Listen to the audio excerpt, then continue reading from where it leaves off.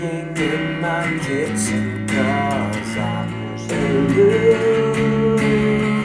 Tell me why I can't do this to me. And you're with me in this second.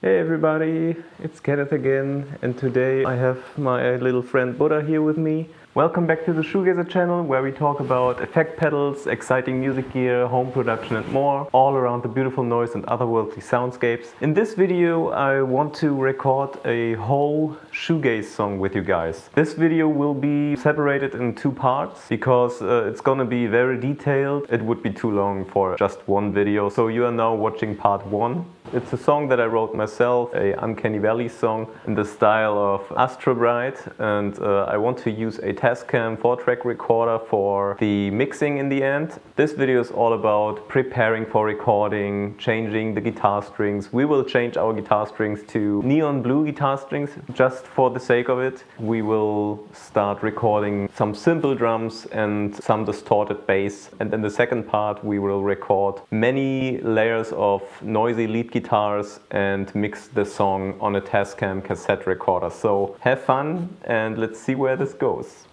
I was a quiet but kind of sensitive child, and I had very horrible nightmares, and today these nightmares still inspire me. It's funny because they remind me on movies that I saw. I just remind you guys of the movie Total Recall, the first version with Arnold Schwarzenegger, when he was on Mars and he couldn't breathe, and you could see his eyes pop out and stuff like that. I think those movies, and also movies like Terminator, are making me having nightmares during my childhood. These dreams I want to express with my project Unkenny Valleys. Watching movies at home meant also watching movies on tape or on television. And the sound of movies you watched on VHS tapes had always this strange feeling. I don't know.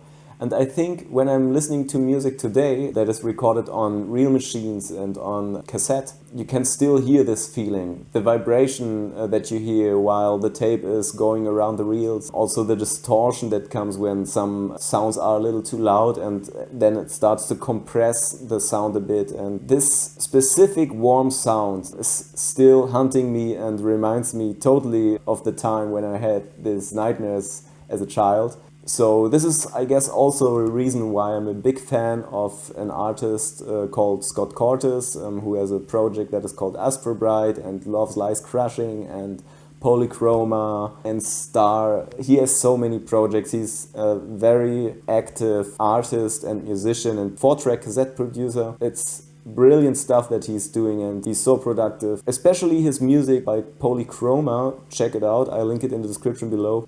This music inspired me so much to try myself on tape recordings myself using this Tascam Porter Studio 4-track cassette recorder that I want to share my process with you guys today, making this video. And the song that I just played is called Loop, something like this.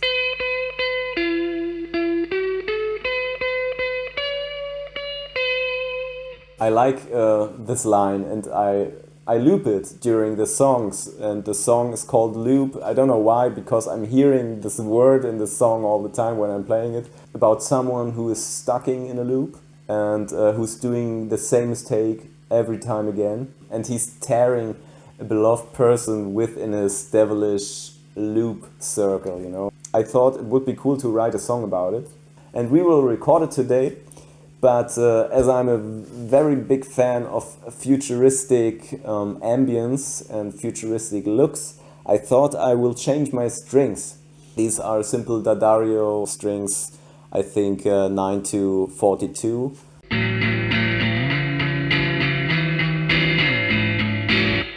They sound really good. It's a hard decision to change them right now because they are sounding good. But I like experiments. I want to try these DR neon strings in neon blue. I really want to know if they sound good. Let's see how it looks like. My guitar has a built-in sample player by Arkai, and I think these blue strings could look very cool with this light here. So I will just do this and let's see how it sounds. I always use this winder here because it's much faster than twisting these things with my hand only. It's always getting a little messy here because the strings are curled. Originally this guitar was a Fender Squier Jaguar vintage modified Olympic white one. It was an expensive idea, but I think it looks really cool. And just having the possibility to play interesting layers and sounds right from your guitar without having anything else with you on stage, it's really handy. A new mod that I have is that I have a separate stereo output for the sampler on this place here, and this is for the guitar. It used to be all in one place, but that didn't work so well. I sprayed the black pickguard myself, so this is why it's a little bit matte, I'd say. Alright, so let's see how these... Oh, damn it! Let's see how these DR Neon strings look like. Oh yeah, they are neon yellow. First and fourth string, second and fifth string, and third and sixth string. Perfect order. Let's do it. First of all, these are a little lighter. They are a little drier, lighter, and they look, yeah, bright blue. I'm very excited to hear these strings. And this is the end of the string here, where we will attach the bridge of our guitar. I don't want to bore you with this process. I can already see that it's looking very cool. I would say I see you in a sec. Yeah, this is how it looks like. I'm a little bit skeptical, to be honest, because these strings feel so light and a little bit dry, I'd say. But not in a bad way, it's just different from the Dario strings that I usually use, because yeah, they are much softer and cooler on the outside. Yeah, now I hope that it really sounds good. But even if it does not sound that usual, I think we can probably get some interesting sounds out of this guitar now. So let's see what happens.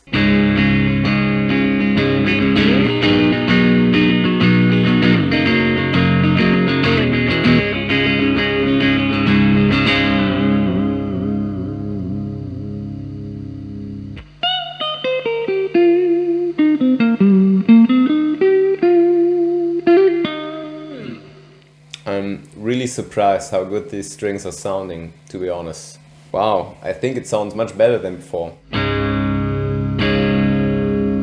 They sound so sharp. It's still warm.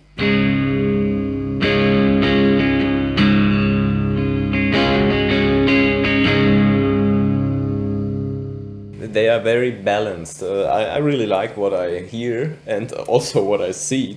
So these strings will definitely be the strings that I want to record now. I will put together a pedal board now for the song.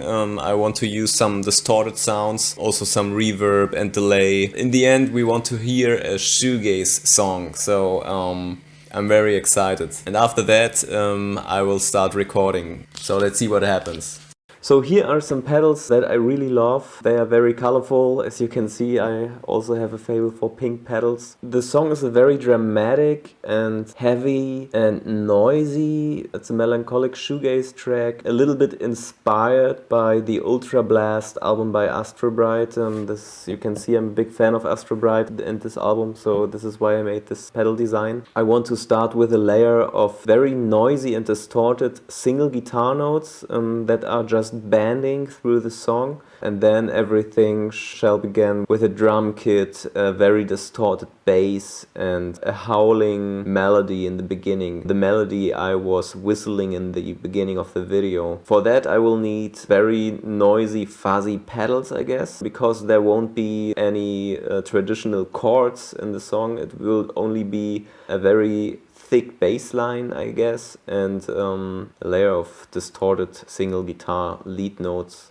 These will create the carpet of the sound, I'd say. I will try to build a pedal board that is a mixture out of a bass pedal board and a guitar pedal board, because that will allow me to work a little quicker while recording. I'm using this Power Plant ISO 2 Pro power supply by Harley Benton. I also want to use some distorted sounds that are crazy and noisy. So I will definitely go with the Ultra Blast, because here we have a Devi soda meter with a chaos switch that can be really noisy. There's also the Waveformer Destroyer, how the name is telling you by now. It can destroy signals very well. So I think I will go with both of them just to see if it fits for the guitar sound.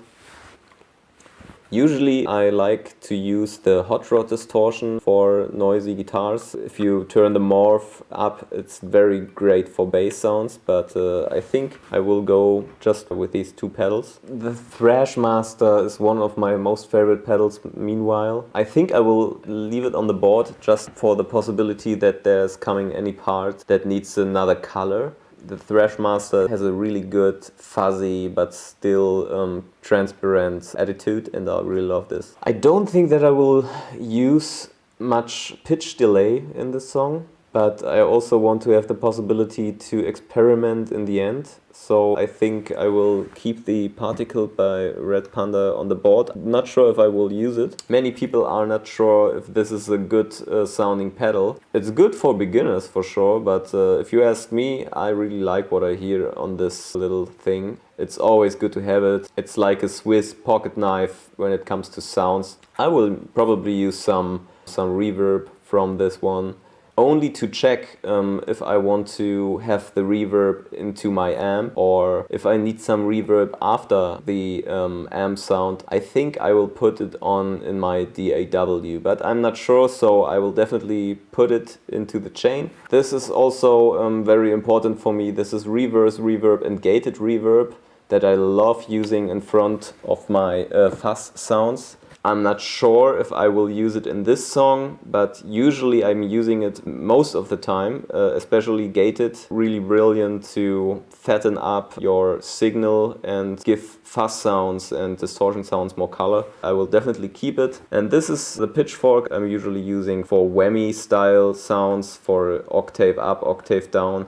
I like using it in a live setup to give my guitar the ability to sound like a bass, and also to switch to the chorus mode in front of my distortion pedals, because chorus in front of distortion can also fatten up the sound really good. But I don't think that I will need it in this song, so I take it off. Yeah, and this is the MXR Bass DI. I really like this. I already showed it in my last video when I talked about shoegaze bass sounds. I love this one as it can sound like the bass of the Isn't Anything album by My Bloody Valentine. I love it.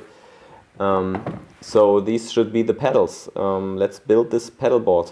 I will start with my gated and reverse reverb. Then I guess I will use the harshest sound. Then I will put the Waveformer Destroyer at this position. The distortion pedal that sounds the less crazy I will always put at the end in my distortion chain, because in case I need some color on some of these here, I can still switch in some little overdrivey colors or just EQs by another pedal, for example. From there I will go into my bass pedal.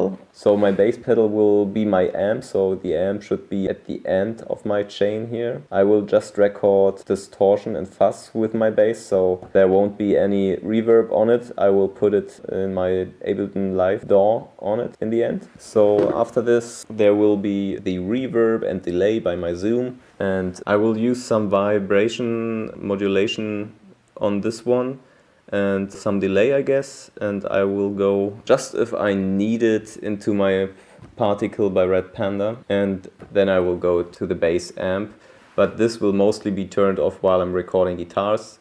Okay, so this should be it. Let's look for some connection cables here.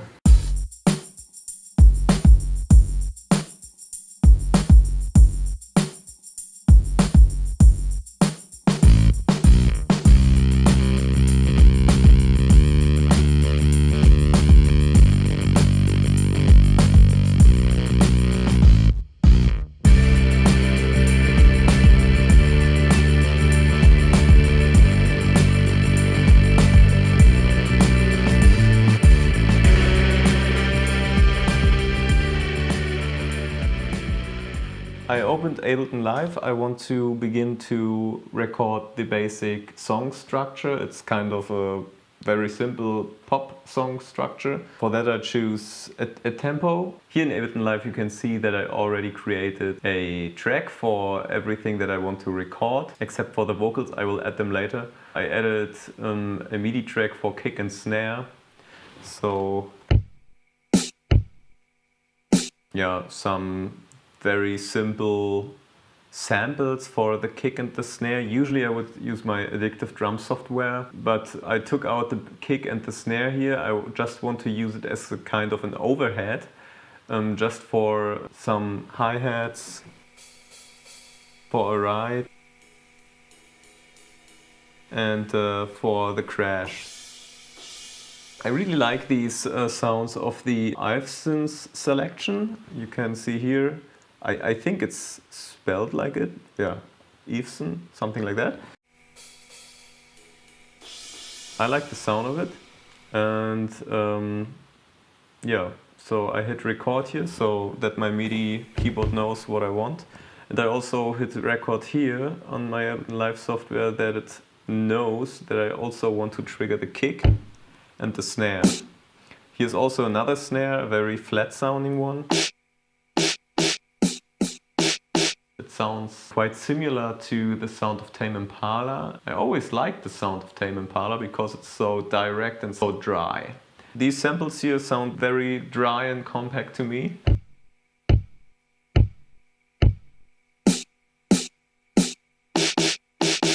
Let's just imagine what the song is about. I want to write about a person, let's call it us, so you and me, we are the person now. So we are in a very dark mood, we feel unstable, we always mess something up, we feel like we're always experiencing the same miserable things on and on, like being in a devilish cycle, in a loop. I want to play the drums here not too perfect, they should sound a little sloppy. But the overall sound should be kind of huge and fat. But it's a dark song, so we want to choose dark elements. For example, I will use my Fuzz drive pedals for the bass and for the guitar, because I want to have teeth. I want to have a saw bass sound, and I want to have very noisy and scratchy guitar noises, almost intruding. It's a shoegaze song, so we will also add a lot of reverb in the end, but I chose that I will add the reverb on my DAW. Usually I wanted to do it with my Zoom MS-70 CDR, but I think in my DAW I'm much more flexible. It's easier to create a stereo image and to choose from many different options. So let's start. I will start to tap in a tempo, something zombie-like, something that you can mosh to, something like this.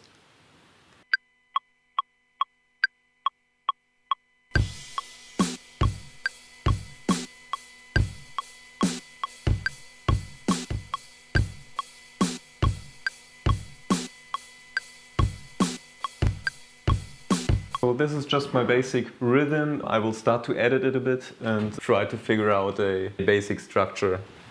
Yeah, so here's my basic structure, something like I just recorded.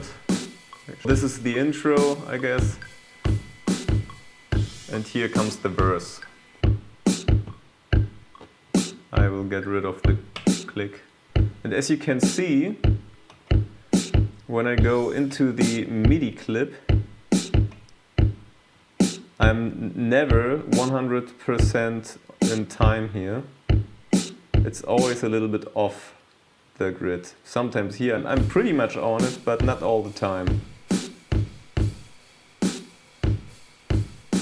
And as I want this song to be very fat and punchy, just almost electronic, because in my project Unkenny Valleys many things shall seem artificial and electronic, but still in a weird way human. There's no dynamic in it at all. I don't want it. I want kind of an electronic feel, as I said. Some people may not like this, but yeah, you have to decide for yourself what you want, I guess. The cymbals is a completely other thing. They should sound natural, so you can see they're very dynamic. So here comes the air and the groove. So it's an intro with a melody in the end. Here comes a verse, here comes a pause, the chorus, verse again, a short pause, chorus again. And from there, I think I double the chorus and I will let fade the song out. Very simple, not even 3 minutes. It's a very short song. But I think sometimes a short song is a very good idea just to catch people's attention. Yeah, so let's see what we can do with bass. As usual, I will use my beautifully wide Fender Mustang bass that has also a precision pickup in it, so it's a little bit fatter than the usual Mustang basses. It's really cool. I like using it on the mid setting so that I have actually advantages of all the pickups, the more trebly and midi and also the more bass emphasized ones. So my bass line would be like this.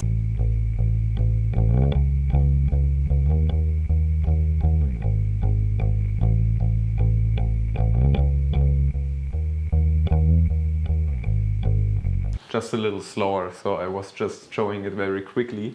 I don't know, I like the chords, they are sounding a little bit dark.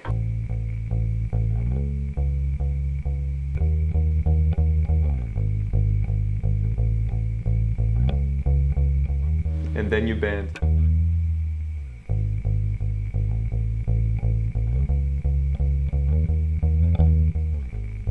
Yeah, I really like it. It's very simple, but it sounds huge. With my Ultra Blast pedal that has the Devi Ever Sodomizer on the right side and also the Vintage Fuzzmaster by I Switched Sodomizer. Also, I like the Chaos mode. It would sound like this.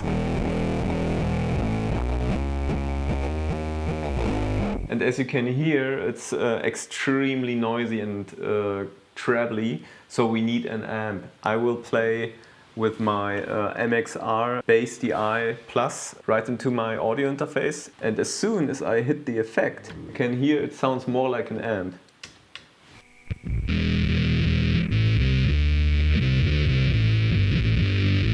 This is how it sounded before. And with.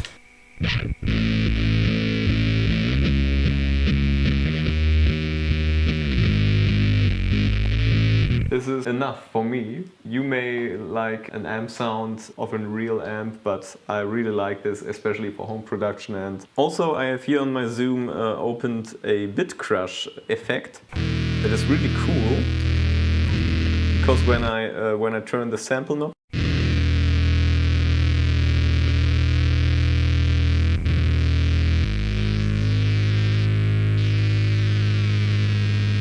we have this very exciting electronic movement in it that's a little bit alien-like and artificial, almost like a data stream or something like that.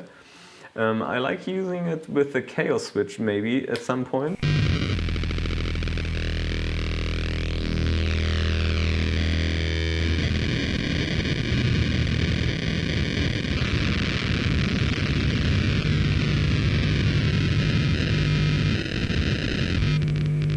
You always need a chaos switch. Chaos switches are very important in music. Because I think in some pauses of the song, in my DAW you can see these pauses. I think I will use them there. Okay, so let's record the line.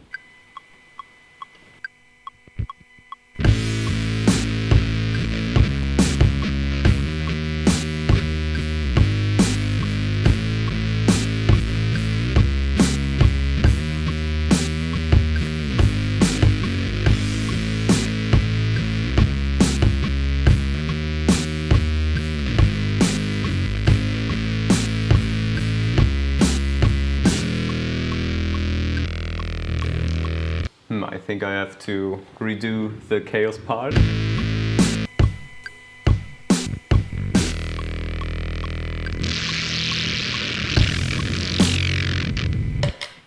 Yeah, I think that was better.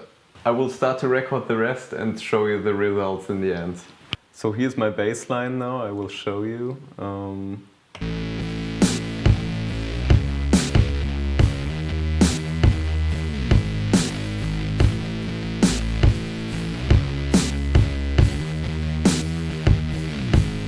I decided here in the first pause not to use the chaos switch, but to rip the bass sound off so the chorus will be a bit fatter in the beginning.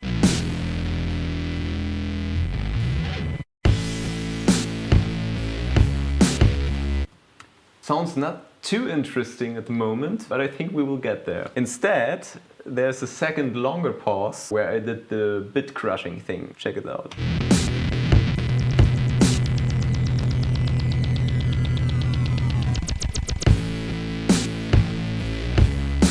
And as you can see, I'm always a little bit behind the one, so that the beat together with the bass sounds a little more sloppy. It shouldn't be too perfect, because otherwise it sounds too programmed or not natural enough.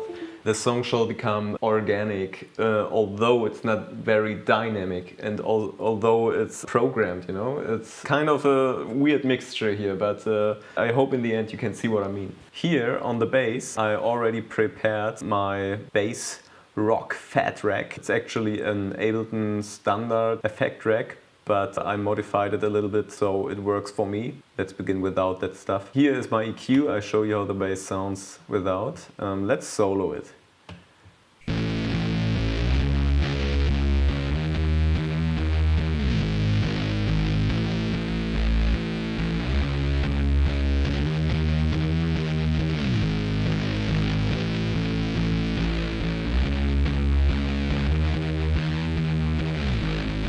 There was kind of a farting sound in it, I think, if you listen to it.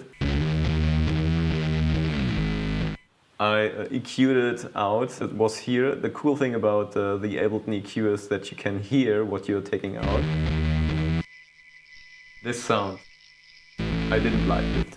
And also I would always recommend to take out some bass in the range of 100 hertz. Because this is where the bass gets muddy. It shines around 80, but it's getting muddy around 100 hertz.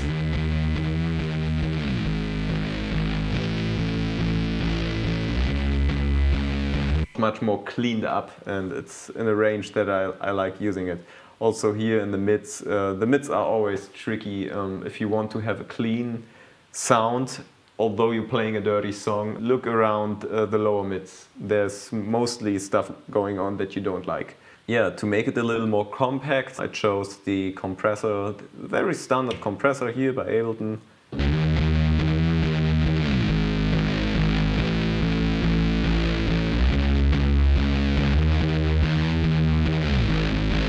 You can see there's just a little peak where it's getting compressed.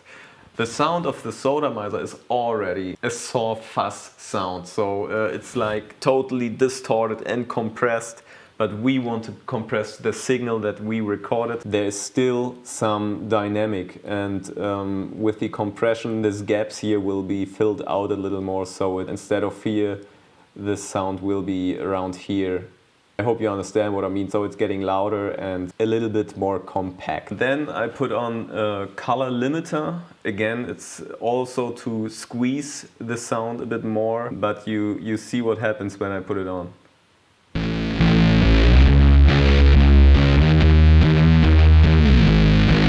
It's super loud. Yeah, it's a limiter. It makes the sound louder. But what's missing, I need warmth. The sound is cool, I like it, it's nice, but I would love to have something that is less digital. I don't know how to explain it, but I always wanted to try to record bass on a cassette tape and send it back into my DAW and see if there's any difference. So I want to show this to you guys. My theory is, here I have a plugin that is called Retro Color, also by the company Addictive, where you can simulate vinyl distortion, or here you can put on some noise, cassette noise for example. I think we have to start the record first. Yeah, now. So it's a digital tape machine. You can also put some iron distortion on it, yeah, what our cassette player has too. What is really cool here in the EQ section, there is a cut mode, just like when you record on a cassette tape, the lows will be increased. It will sound a lot warmer and fatter. This is why most people like to record on cassette or tape. And on cassette or tape, there will always be a high cut around 1600 hertz, so you won't hear very harsh frequencies. There will be a cut, but this is what makes the whole thing so warm, and we want to get the same thing, but I don't want to have it digitally, I want to have it on my real cassette tape. So in theory, let's take off the noise. It would sound like this. I will turn it on in a sec.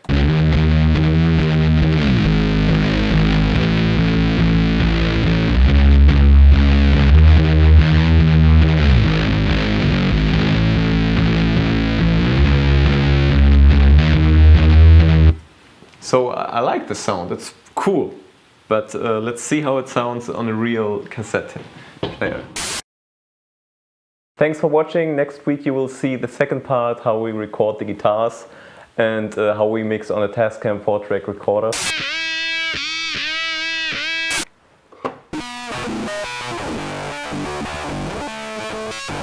Oh, give me a bass, man. Yeah, Buddha, you can go now.